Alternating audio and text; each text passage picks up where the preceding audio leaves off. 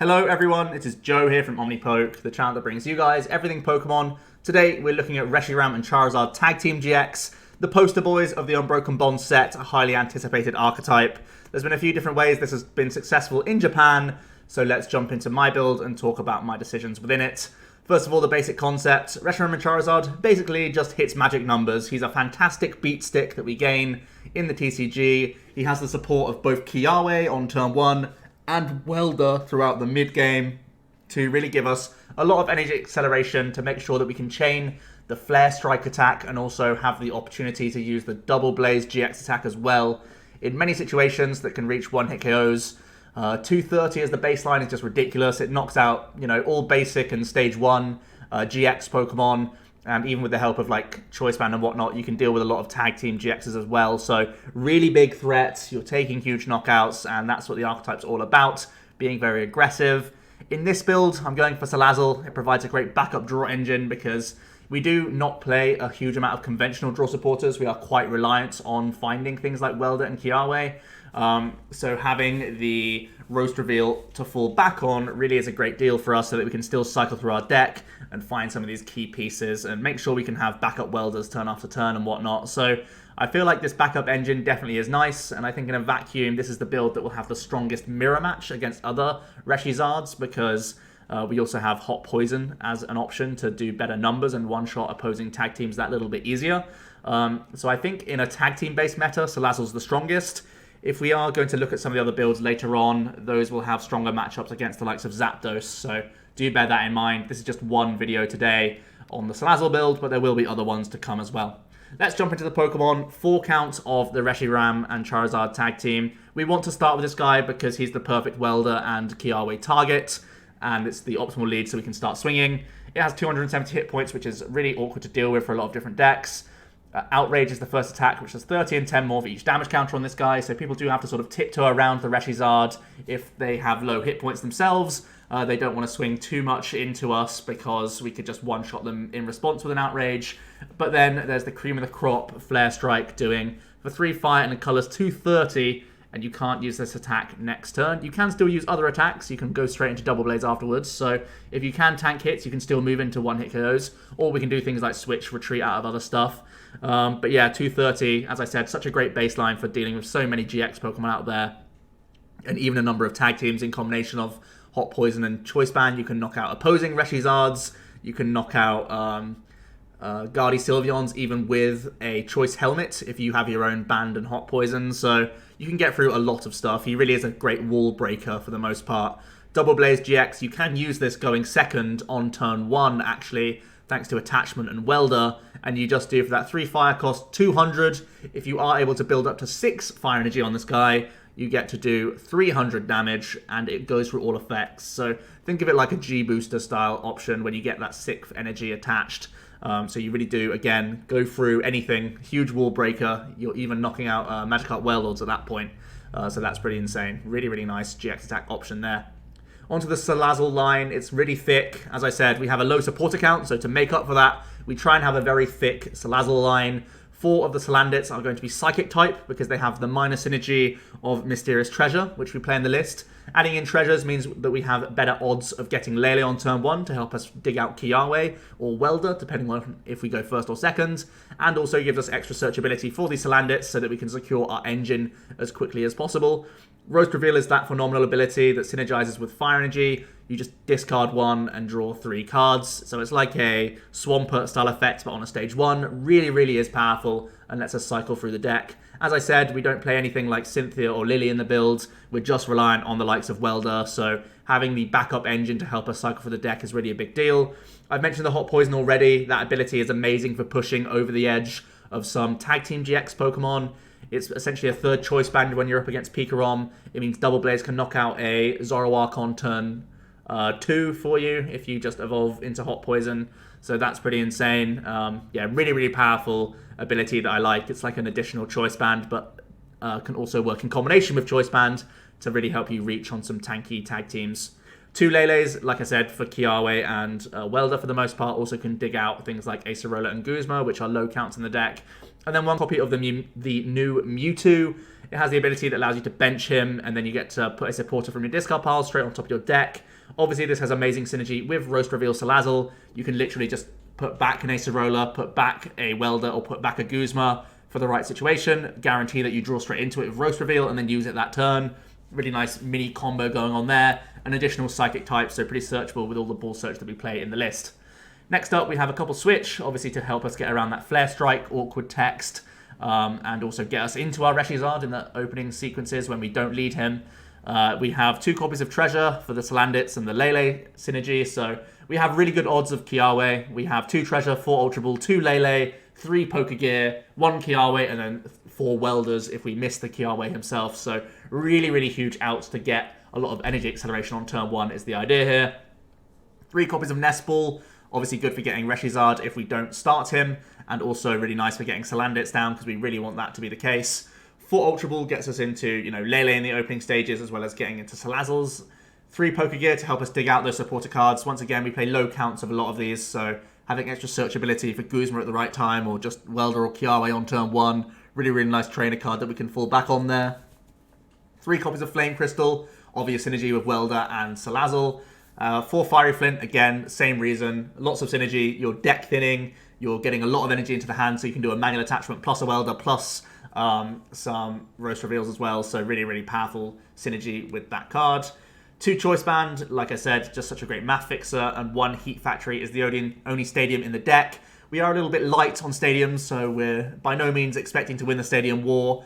I think the only stadium you could really consider is Power Plant.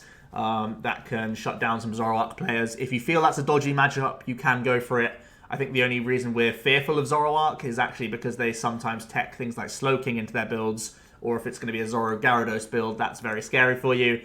Power Plant could help out. It stops them digging into more DCEs or boost energies and whatnot, but overall I feel like just keeping our plan A as consistent as possible is the best plan for Kiawe-based decks. It pretty much always has been, in my opinion. Onto the supporters, that 1 copy of Kiawe is such a huge deal if we are able to dig him out on turn 1 going first, because we just set up Charizard ready to go, and then we have Charizard in the back that we can start weldering and attaching to as well. So it allows us to use Acerolas as well. If the first one we Kiawe to, then on turn 2 we Welder, and then do our Flame Strike, and then we tank a hit, and then on turn 3 we can Acerola up our Damagezard, attach to the new one, and then that's another 270 hit point wall that people have to try and break, whilst once again you're taking another one shot. So a really, really nice one-off supporter in Acerola. Because we have such tanky tag teams, it has great synergy, and because we have enough energy acceleration, we can get away with it here and there. 2 copies of Guzma, it's a pretty low count, but bear in mind we have PokeGear to help scout it out, and we have such great Lele searchability if we really need to. And bear in mind that we need to be using the Welders a decent amount of turns in the game as well. So you only have a couple opportunities to Guzma, but still a huge deal to, again, help us around that Flame Strike, awkward text that it has, and also just make sure we keep hitting into GX Pokemon whenever possible. And then we have the 4 copies of that Welder. Obviously, it's a huge card, giving us extra acceleration, but also digging potential as well. It's just such a powerful card that you can take full advantage of in this deck. Finally, for energy, it's a simple 13 counter fire.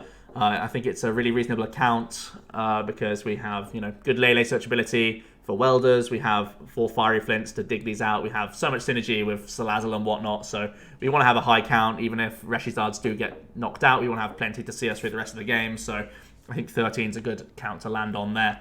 So here's the full list. Take a screenshot now if you would like. But essentially, as I mentioned earlier, this is the build that's trying to win mirror matches because you can Hot Poison, knock out one, and then you can go for like a GX to knock out one, or you can set up one with an Outrage, but then also have the one-shot later down the line. So a lot of the other Reshizard builds won't have that kind of one-shot potential, so they have to sort of mess around with doing other attacks from maybe some other support Pokemon, or maybe just go for early Outrages just to set up your Reshizards. And we don't have to muck around with that. We can just Hot Poison one-shot one of them at the very least. So that's really, really powerful. I think we are strong in mirror match situations, which is the biggest selling point, I believe, of the Salazzle-based build. Onto tech options. As I said, there's a lot of different ways you can try and take this build.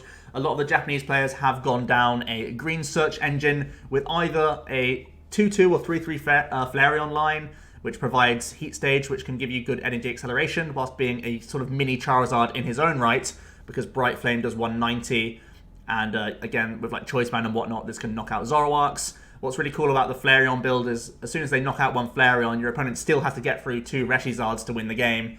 So it doesn't affect the prize trade at all. So that's a really interesting Stage 1 evolution that we could have access to. The other option is Volcanion. Volcanion in a vacuum doesn't feel like a strong card, but it gives you Flare Starter, which really is nice when you're going seconds. So again, you have the sort of turn 1 option of going for Kiawe, the turn 2 option of going for Fire Starter if you go seconds, and essentially his raw stats are just meant to deal with Zapdos. That's the whole idea here. He has that annoying 120 hit points, and his Feverish Explosion attack does 110 if you have 4 energy in play. And thanks to the likes of Welder and just manual attachments, you'll get there pretty quickly. Even with his own attack, you can get there really rapidly as well. So the idea is you go heavy Volcanion when you see a Zapdos, and you go heavy Reshizard when you see any GX-based deck. The big selling point of both of these is that you can play Green Search as an additional like 4 counter supporters. One kind of weak thing about this list is that there really isn't many options for supporters. You just want to be using Welder so often. But having the option for Green Search is a nice one to have for some of these other options of Charizard. And I will be exploring both these builds, don't worry, over the next couple of weeks and whatnot. There's also the Jirachi-based build. Giving you Stellar Wish gives you good odds for like Welders and picking out Guzmas at the right times, as we always know. It gives us a natural high count of switching cards as well, so that we can get out of Flare Strike and back into the active very, very easily. So that's something to bear in mind. Let Loose is something that I could be considering in this list, just because we have good treasure search ability, and it's trying to disrupt people, especially if you could go for like a Welder, Knockout plus Let Loose. That's going to be very awkward for people to deal with. The biggest reason I don't have it in the list right now is that I'm hoping to get a lot of value from Salazzle, and Salazzle will give us big hand sizes, so maybe just a one-of in the deck that you could consider, but not guaranteed. Then there's the thought of adding Ditto Prism Star and maybe a couple other Stage 1s out there. Ninetales, with that 9 Temptations ability, allows us to have more gusting effects, and that's something that kind of is lacking in this build. When you have only a couple Guzmas and not many opportunities to use it, Ninetales might fill that void, but it is an additional Stage 1 that isn't all that searchable. Muck, however, is more searchable. It has the Power of Alchemy ability, and it could improve your Zapdos matchup. So this deck can have a better Zapdos if it wants to add the Muck, but it does take away from some raw consistency. And as you know, I always like showing nice vanilla baselines to kick off the format with. So let's look on to the matchup overview. Zapdos and the Zapdos Ultra Beast builds, I think these are the ones that are currently, for this list at least, very, very difficult. I think the Quad Volcanion Green Search build can have a far better Zapdos and maybe a 50-50. But this list will be quite reliant on that Acerola and hoping that you can tank hits here and there and get that value. But it does feel a little bit awkward from the outset. Quagnag, obviously going to be your hardest matchup, I would imagine, because they're going to be a lot of non-GX water Pokemon that's going to be very difficult to deal with. And then Baby Blacephalon is also a non-GX Pokemon that's difficult to deal with and can reach one-hit KOs. Even if they're not going for one-shots, they can try and two-shot you relatively easily, and they can just build to knockouts as well. And their prize trade is just very, very strong. Right now, I'm not playing Field Blower or Let Loose, so there's not many ways we can disrupt their hand. Again, if you want to improve that matchup, you can add in the Let Loose to maybe have a better time against Baby Clowns. That's something you could be considering. Right now, as I keep mentioning, this build is trying to swing as hard as possible, expecting a lot of tag team decks to still be relevant. I'm expecting Pikarom in turbo form. I'm expecting Reshizards. I'm expecting Gardy Sylveon. I'm expecting Zoroark. And the Salazzle build feels strongest against all of those. That's why we're profiling this one first. And of course, I just love playing Salazzle because you get to draw into large hand sizes, which is always very tempting. So let me know what you think your favorite is down below. But for now, that's going to be the matchup spread. Quick note on the Regigigas Hooper Stall kind of deck. You can one-shot one Hooper with the combination of Hot Poison plus hitting for 90 with its own attack. But from then on, you'll be having to two-shot the Hoopers, which is a little bit awkward. But we do at the very least have some attackers to get through the Hoopers and through the Vileplume as well. The Hot Poison Salazzle does 90 for a Fire and 2 Colorless, so you can actually knock out the Vileplume with weakness. So I think we do have a reasonable amount of outs, even though we're not playing any specific attacker for those matchups. On to the closing thoughts. Salazzle, as I keep saying, it's just one engine that we can go down. Green Search has just proved so popular in Japan that it really is overwhelmingly strong, and it's always something you want to consider with any engine. So I'll be basically trying out both builds and seeing which one I like the most. But right now, Hot Poison is just so good for being a wall breaker, especially if you're expecting mirror matches and other tag teams to be successful. But there are some less all-in builds. It seems very similar to how we'll see Pikarom. This is kind of like the turbo build of Pikarom is, where you're just all in on the Reshizard. And then we'll see the sort of Thunder Buddies esque build in the fire form by having the Flareon into the Reshizard. And then there'll be the kind of Jolteon, Zeraora, Zapdos kind of build, which is what I'm seeing the 4 Volcanion Green Search Reshizard builds, because it basically caters towards what you expect the meta to be. This build is great for dealing with other tag teams. The Flareon one's kind of the in-betweener, and then the Volcanion is trying to have a good answer to enough non-GX decks. Do bear in mind that I think you're still terrible against Baby Clowns with the Volcanion build, though. That's the only reason why I'm not too happy about it. If Volcanion hit 120, I'd be far more happy to call that the best archetype, because you can deal with Baby Clowns a lot better. Right now, you have a good Zapdos, but you still absolutely flop to Baby Clowns, so I think that's the thing that's most scary for Reshizard right now. So those are all some interesting builds. Let me know how you think you want to see Charizard Reshiram work. What's going to be the build that you try out first? Do you think Salazzle is going to be overhyped? It seems to have died out of popularity in Japan, at least alongside Reshizard, but it is still early days in their meta, so it's difficult to say if it's going to trend that will stick. But yeah, I'd like to hear your opinions down below. Let me know what Unbroken Bonds deck you want to see next. But for now, it has been Joe from OmniPoke, and I'll see you guys tomorrow with another new deck profile. Cheers.